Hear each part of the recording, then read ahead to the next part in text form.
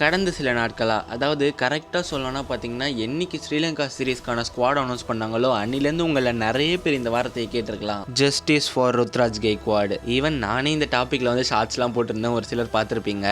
But நம்ம இன்னைக்கு அதை பற்றி பேச போகிறதில்ல. வேற எதை பற்றி பேச போகிறேன்னு கேட்டிங்கன்னா, ஜஸ்டிஸை பற்றி தான் பேச போகிறேன். But not only for Ruturaj Gaikwad. இன்னும் ஒரு சில நிறைய பிளேயர்ஸ்க்கு ஜஸ்டிஸ் கிடைக்க வேண்டியதெல்லாம் இருக்குது. அதை பற்றி தான் பேச போகிறோம். இப்போ நான் பேச போகிறத பற்றி நானே ஆரம்பத்தில் யோசிக்கல. ஆனால் இது எனக்கு எப்படி புரிய வந்துச்சுன்னா, நான் போட்டிருந்த வீடியோ கீழே வந்து இந்த ஒரு சில கமெண்ட்ஸ்லாம் படிச்சு தான் இதுவே எனக்கு புரிய வந்துச்சு. ருத்ராஜ் கெய்க்வாட் சிஎஸ்கே டீமோட ஒரு மெயின் பிளேயர், சிஎஸ்கே கேப்டன். அதனால அவர் வந்து ஸ்குவாட்ல எடுக்காதது இவ்வளோ ஒரு பெரிய இஷ்யூ ஆகுது. அது மட்டும் இல்லை, கெய்க்வாட் கிட்ட நல்ல ஒரு டேலண்ட் அண்ட் நல்ல ஒரு எபிலிட்டி இருக்கு.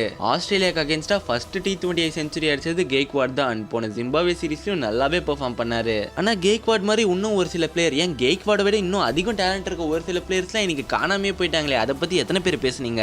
இந்த டாபிக்கை பத்தி நான் ரொம்பவே ஷார்ட்டா தான் பேச போறேன். பட் நான் அதை பேசுறதுக்கு முன்னாடி ஒரு சின்ன ஒரு டிஸ்க்ளைமர் மட்டும் சொல்லிடுறேன். இந்த வீடியோக்கு நான் ஒரு ஐபிஎல் டீம் ஃபேனாவோ இல்லைனா தமிழ் பிளேயர்ஸ்க்கு சப்போர்ட் பண்ணியோ ஆர்எல்ஸ் பார்த்தீங்கன்னா ஒரு இந்தியன் கிரிக்கெட் டீம் ஃபேனாவோ நான் பேச போறதில்ல. இந்த வீடியோ ஃபுல்லாக வெறும்னே ஒரு கிரிக்கெட் ஃபேன், கிரிக்கெட் ரசிகனாக தான் பேச போறேன். Justice delayed is justice denied. எனக்கு ரொம்ப பிடிச்ச ஒரு லைன் இது. மறுக்கப்பட்ட நீதி அநீதிக்கு சமம். ஒரு சில பிளேயர்ஸ்க்குலாம் இந்த நீதி ரொம்ப நாளாவே மறுக்கப்பட்டு வந்திருக்கு. குறிப்பிட்டு பாயிண்ட் பண்ணி சொல்லணும்னா, ஒரு நட்ராஜன் ஆஸ்திரேலியாவில் நெட் பவுலராக போனாரு. அங்கே கிடைச்ச சான்ஸ்லாம் நல்லா வந்து யூட்டிலைஸ் பண்ணிட்டு ரொம்ப நல்லாவே பெர்ஃபார்ம் பண்ணாரு. பட் அந்த ஆஸ்திரேலியா சீரிஸ்க்கு அப்புறமா அவருக்கு ஒரு சான்ஸ் கூட கிடைக்கலையே.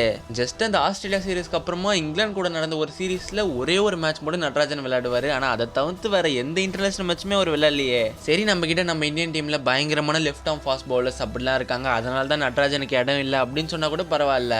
ஆனா ஒரு ஜஹீர் கானுக்கு அப்புறமா கிட்டத்தட்ட ஒரு 10 வருஷமா அந்த அளவுக்கு சொல்லிக்கிற அளவுக்கு ஒரு பெரிய லெஃப்ட் ஆர்ம் ஃபாஸ்ட் பவுலர் நம்ம இந்தியன் டீம்ல வரவே இல்லையே. சரி, இப்போ ஒரு ஹர்ஷ்தீப் சிங் இருக்காரு. பட் அவரை நம்ம மெயினா T20 ஸ்பெஷலிஸ்டா தான் கன்சிடர் பண்றோம். அப்படியே பார்த்தா கூட நட்ராஜன் டெபியூ பண்ண டைமிங்லாம் பார்த்தீங்கன்னா ஹர்ஷ்தீப் சிங் கேப்பே வாங்காம தான் இருந்தாரு. நட்ராஜனுக்கு ஒரு சில சின்ன சின்ன இன்ஜுரிஸ்லாம் வந்துச்சு. அதுக்கு சர்ஜரி எல்லாம் பண்ணிக்கிட்டாரு. அதுக்கெல்லாம் ஒரு ஸ்மால் பிரேக் எடுத்துக்கிட்டாரு தான். அதுக்குன்னு 4 வருஷமும் ஒரு நல்ல ஒரு எபிலிட்டி இருக்க, ஒரு டேலண்ட் இருக்க பிளேயரை ஸ்குவாட்லேயே எடுக்காமையா இருப்பீங்க. அண்ட் அப்படியே இந்த பக்கம் வந்து பார்த்தீங்கன்னா வருண் சக்கரவர்த்தி, இவரோட கரியர், இன்டர்நேஷனல் கரியரே பார்த்தீங்கன்னா ரொம்ப அப்படி கடகடன்னு முடிஞ்சிடுச்சு. ஐபிஎல்ல ஒரு சீசன் ரொம்ப நல்லா பண்ணாரு. அதனால 2021 வேர்ல்ட் கப் ஸ்குவாட்ல எடுத்தாங்க. அதுல கொஞ்சம் சரியா பெர்ஃபார்ம் பண்ணல. அதுல இருந்து ஸ்குவாட்ல டிராப் பண்ணாங்க. அதுக்கப்புறம் அதுல இருந்து 3 வருஷம் ஆயிடுச்சு, இன்னும் அவரை ஸ்குவாட்லயே செலக்ட் பண்ணல. ஈவன் டாப் இன்டர்நேஷனல் பேட்ஸ்மேன்ஸ்லாம் கூட வருண் சக்கரவர்த்தி போற பாலை ரீட் பண்ணி அடிக்கிறதுக்கு ரொம்பவே கஷ்டப்படுறாங்க. நல்ல ஒரு மிஸ்டேக் ஸ்பின்னர் வருண் அந்த ஒரு வேர்ல்ட் கப்ல ஒழுங்கா பெர்ஃபார்ம் பண்ணல, ஓகே. அதுக்கப்புறம் அவர் ஐபிஎல் அண்ட் டொமஸ்டிக்லாம் ரொம்பவே நல்லா தான் பெர்ஃபார்ம் பண்ணிட்டு இருக்காரு. அந்த ஒரே ஒரு வேர்ல்டு கப் காரணமாக வச்சுக்கிட்டு 3 வருஷமா ஸ்குவாட்லேயே எடுக்காம இருக்காங்க. நிறைய பிளேயர்ஸ் நிறைய வேர்ல்ட் கப்ஸ்ல ஒழுங்கா பெர்ஃபார்ம் பண்ணாம போயிருக்காங்க. அதுக்கிட்ட அவங்கள ஸ்குவாட்ல இருந்து டிராப் பண்ணிட்டு அதோட அவங்க கரியரே எண்ட் பண்ணிடுவாங்களா? ஆர்எல்ஸ் இவங்க தமிழ்நாட்டில் பிறந்தாங்க, தமிழ் பிளேயர்ஸ்ன்ற ஒரே ரீசனுக்காக இப்படி பண்றாங்களா எனக்கு தெரியல. அப்படியே கையோட இன்னொரு பிளேயரை பத்தி சொல்லிடுறேன், சாய் சுதர்ஷன். சவுத் ஆப்பிரிக்கால போயிட்டு அங்க இருக்க பிச்சர்ஸ்ல ரன்ஸ் அடிக்கிறதுன்றது சாதாரண விஷயம் கிடையாது. பட் சாய் அங்கேயே போய் சவுத் ஆப்பிரிக்காலே போய் டெபியூ பண்ணி அந்த பிச்சர்ஸ்ல நல்லா விளையாடி ஆஃப் செஞ்சுரிலாம் அடிச்சாரு. இந்த அளவுக்கு நல்லா பெர்ஃபார்ம் பண்ண பிளேயரை ஜஸ்ட் ஒரே ஒரு சீரிஸ்லயே எதுக்கு டிராப் பண்றாங்க? அண்ட் ஆல்சோ ஜிம்பாப்வே டூர்ல டெபியூ பண்ண அபிஷேக் சர்மா டெபியூ பண்ண சீரிஸ்லயே செஞ்சுரி அடிச்சிருக்காரு. 1-2 மேட்சஸ் ஒழுங்கா விளையாடல தான் சரி, பட் டெபியூ சீரிஸ்லயே செஞ்சுரி அடிச்ச பிளேயரை அடுத்த சீரிஸ்லயே டிராப் பண்ணுவீங்களா? அண்ட் ரஜத் படிதாரை பத்தியும் பேசி ஆகணும். அவர் போன ஐபிஎல்லையும் ரொம்பவே நல்லா பெர்ஃபார்ம் பண்ணாரு. அந்த இந்த ஐபிஎல்லையும் செகண்ட் ஆஃப் ஐபிஎல் ரொம்ப நல்லா பெர்ஃபார்ம் பண்ணாரு. கன்சிக்யூட்டிவா 3-4 50 அடிச்சாரு. ஆக்சுவலி ரஜத் படிதார் நார்மலா ஒரு T20 player, hitter of the ball தான். அவரை கூட்டிட்டு போய் ஓடிஐ சீரிஸ்ல டெபியூ பண்ண வைக்கிறாங்க, டெஸ்ட் சீரிஸ்ல டெபியூ பண்ண வைக்கிறாங்க. ஆனா T20 வாய்ப்பே தர மாட்டாங்க. இவங்க பண்றதெல்லாம் பார்த்தா ஒரு குரங்க போய் பறன்னு சொல்ற மாதிரியும் மீனை போய் மரம் ஏறுன்னு சொல்ற மாதிரியும் அந்த மாதிரி தான் இருக்கு.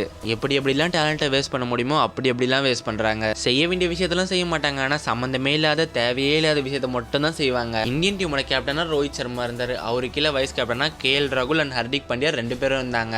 இதுல சம்பந்தமே இல்லாம சுப்மன் கில் எங்க இருந்து வந்தாருன்னு எனக்கு தெரியல. அண்ட் எனக்கு சுப்மன் கில்லை பிடிக்காது, நான் சுப்மன் கில்லோட ஏட்டர், அதனால தான் அப்படி சொல்றேன் அப்படிலாம் யாரும் யோசிக்காதீங்க. ஏன்னா எனக்கு சுப்மன் கில்லை ரொம்பவே பிடிக்கும். பட் டீம்ல வெறும் பிளேயரா விளையாடுறது வேற, ஆனா கேப்டன் பண்றது வேற.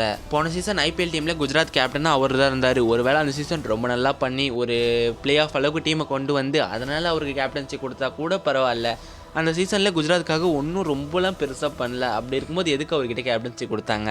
அண்ட் இன்னும் நம்ம பேச போனால் ரொம்ப லென்த்தாக பேசிகிட்டே போகலாம். சம்மந்தமே இல்லாமல் தவனை ட்ராப் பண்ணாங்க, புவனேஸ்வர் குமாரை ட்ராப் பண்ணாங்க. நம்ம இன்னும் இந்த மாதிரி நிறைய பேசலாம். பட் நம்ம எவ்வளோ தான் பேசினாலும் அதெல்லாம் யூஸ்லெஸ்ஸாக தான் போகுது. இந்த மாதிரி விஷயத்தெல்லாம் நம்ம மட்டும் பேசினா போதாது, அதை பற்றி பேச வேண்டியவங்க பேசணும்னா யாரை பற்றி சொல்கிறேன்னு உங்களுக்கே தெரியும்னு நினைக்கிறேன். அண்ட் முக்கியமாக இந்த கிரிக்கெட்டுக்காக உயிரையே கொடுக்குற ரசிகர்கள் நம்ம நாட்டில் இருக்காங்க. அப்படி இருக்கும்போது நீங்கள் கிரிக்கெட்டை ஒரு பிஸ்னஸாக பார்க்காதீங்க. உங்களுக்கு ஏர்ன் பண்ணுறதுக்கு 1008 வழி இருக்கும். ஆனால் இது ஸ்போர்ட்ஸ், நாட் அ பிஸ்னஸ். ஏதோ சொல்லணும்னு தோணுச்சு, நான் பட்டன் அப்படியே பேசிட்டேன். நான் பேசினதுலாம் கரெக்டாக தப்பான்னு கூட தெரியல. ஒரு வேளை தப்பாக இருந்தால் சாரி, மன்னிச்சுக்கோங்க. அண்ட் இதுக்கப்புறம் இந்த மாதிரி ஒரு விஷயம் நடக்காமல் இருக்கணும்னா அதுக்கு நம்ம என்ன பண்ணணுன்ட்டு நீங்கள் நினைக்கிறீங்க? இதோட வீடியோ முடிச்சுக்கிறேன் guys. வீடியோ பிடிச்சிருந்தா லைக், ஷேர், கமெண்ட், சப்ஸ்கிரைப் பண்ணுங்கள். Love you all. Bye guys.